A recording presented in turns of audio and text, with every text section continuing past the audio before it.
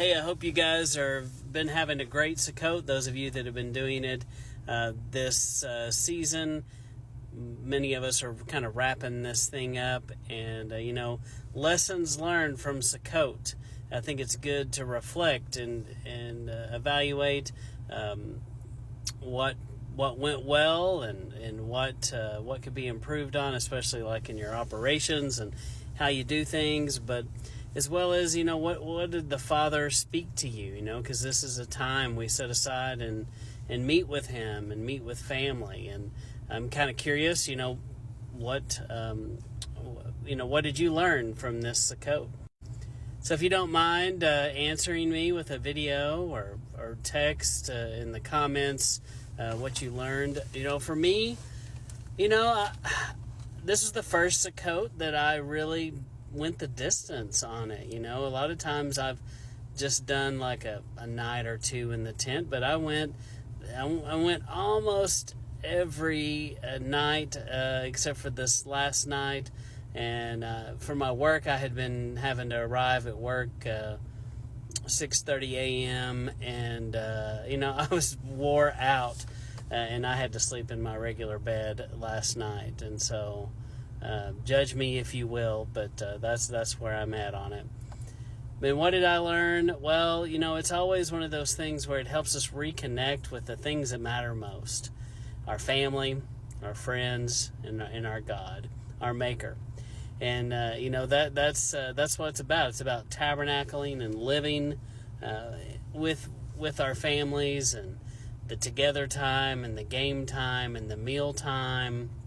And it's kind of a glimpse of what heaven is going to be like, I believe. There's debate about where people and things like that, but I kind of lean to, I think we may know some folks that makes sense that we would recognize them and know them because of the scriptures like Lazarus.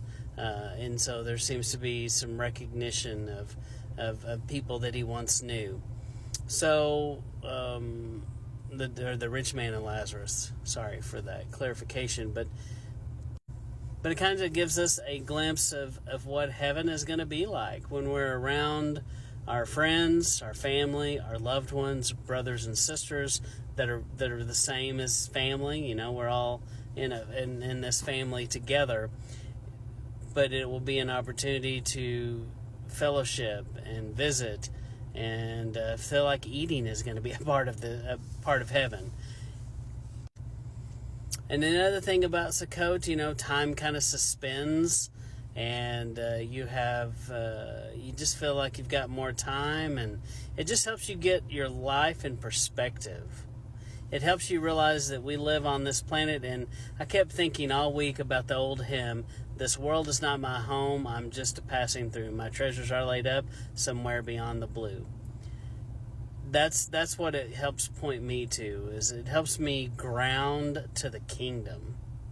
Don't we need that? We need to be grounded to the kingdom, because we are so often grounded to this physical Babylon world that we live in. I need the reminder of being grounded to the true kingdom. And that's what this week did for me. It helped ground me back to that.